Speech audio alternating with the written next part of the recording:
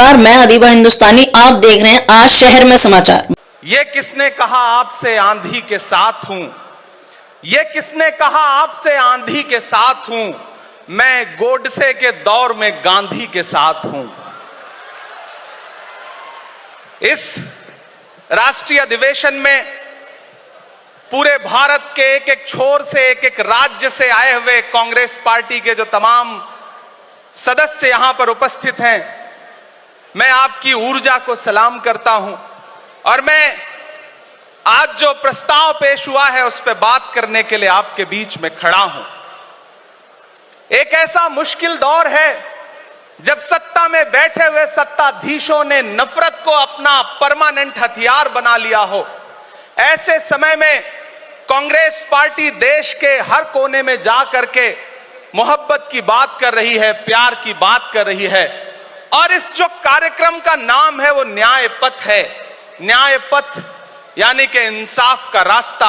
और उस इंसाफ के रास्ते पर अपने अतीत की विरासत को संभाल करके, संजो करके लेके चलता हुआ एक ऐसा न्याय का योद्धा जिसका नाम राहुल गांधी है, जो हम सब के लिए प्रेरणा का स्रोत है। मैं गुजरात में खड़ा हूं, जो महात्मा गांधी का गुजरात है, जो सरदार वल्लभ भाई पटेल का गुजरात है। तो मैं इस गुजरात में खड़ा होकर के अपने अतीत और अपने वर्तमान को मिलाता हूं तो मैं ये महसूस करता हूं और फख्र से सोचता हूं कि मैं वो हूं, मैं कांग्रेस का अदना सा एक वो सिपाही हूं जिसकी जड़ें जाकर के महात्मा गांधी से मिलती हैं और जिसके कदम जाकर के राहुल गांधी से मिलते हैं। मैं सौभाग्यशाली हूं कि मैं कांग्रेस पार्टी का एक अदना सा सिपाही हूं।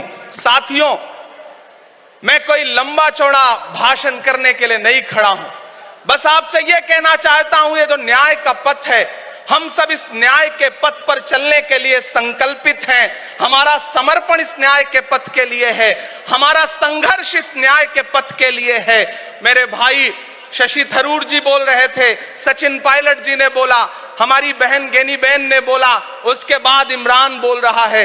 इन चार नामों में ही आप ये पाएंगे कि उत्तर से लेकर के, दक्षिण से लेकर के, गुजरात से लेकर उत्तर प्रदेश तक कांग्रेस यही तो है। कांग्रेस यही तो है, देश को समेटने और एकजुट करने का नाम कांग्रेस है। मुझे याद है कि जब कन्याकुमारी के साहिल पर खड़े होकर के, समंदर के साहिल पर खड़े होकर के हमारे नेता राहुल गांधी जी ने कहा था कि मैं 4000 किलोमीटर चलूंगा, एक नारा लगाऊंगा, नफरत छोड़ो भारत जोड़ो। हम सारे लोग उनके कंधे से कंधा मिला करके, उनके कदम से कदम मिला करके 4000 किलोमीटर चलते रहे।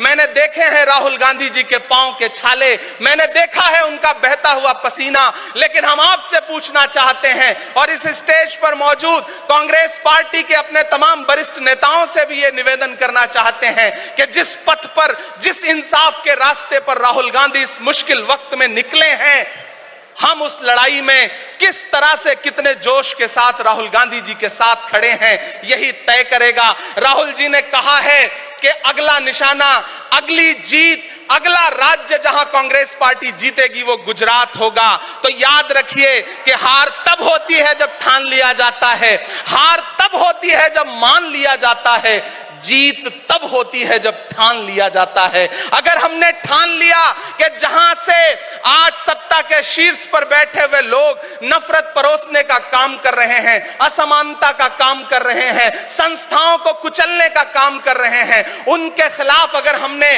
उन्हीं जड़ों में जाकर के मेहनत की, हिम्मत दिखाई, तो मुझे पूरा यकीन है कि जिस तरह अंग्रेजों के खिलाफ लड़ते हुए कांग्रेस पार्टी ने इस देश को स्वतंत्रता संग्राम के जरिए आजादी दिलाई थी, तो यह लड़ाई भी उस स्वतंत्रता संग्राम से कम नहीं है। उस लड़ाई का नेतृत्व महात्मा गांधी जी कर रहे थे, तो इस लड़ाई का नेतृत्व राहुल गांधी जी कर रहे हैं और हम सारे लोग राहुल गांधी जी के साथ खड़े हैं। हो सकता है कुछ लोग इस सफर में, इस मुश्किल सफर में छोड़ के चले गए हों, उन्हें नजरअंदाज करिए और एक नई पीढ़ी, एक नई ऊर्जा के साथ राहुल जी के साथ खड़ी हो।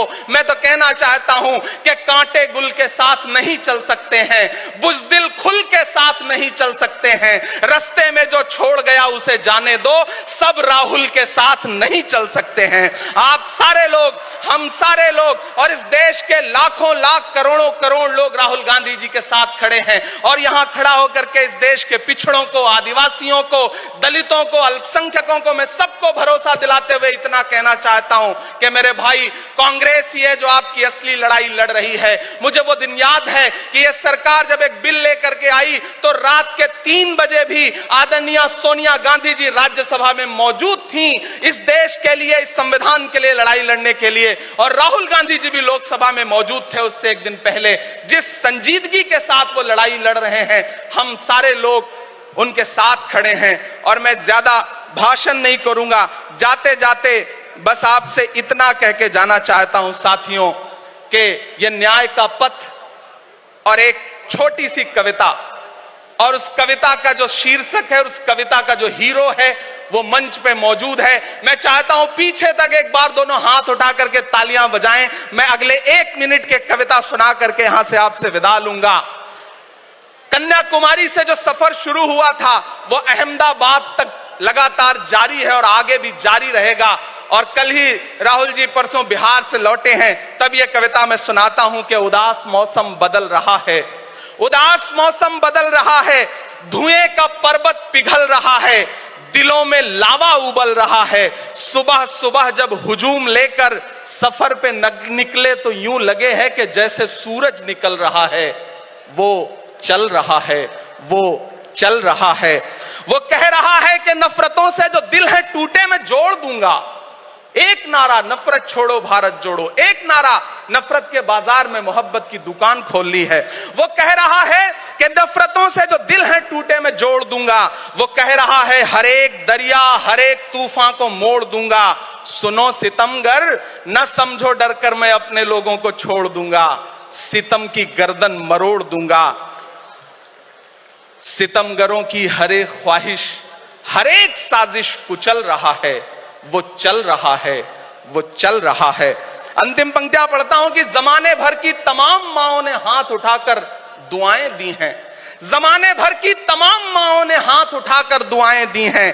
तमाम बच्चों ने इस तपस्वी का माथा चूमा, बलाएं ली हैं।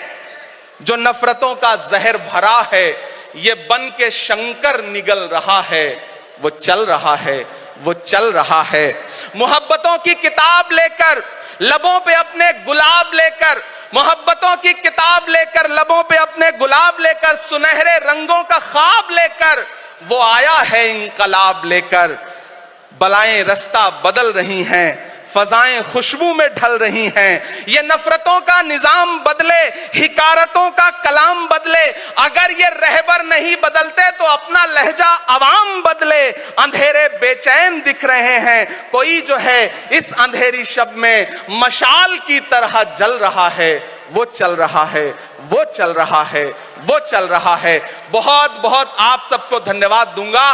साथियों, आपने जिस जिंदा दिली से सुना उसके लिए आपका बहुत आभार। न हम सफर न किसी हमनशी से निकलेगा, हमारे पांव का कांटा हम ही से निकलेगा।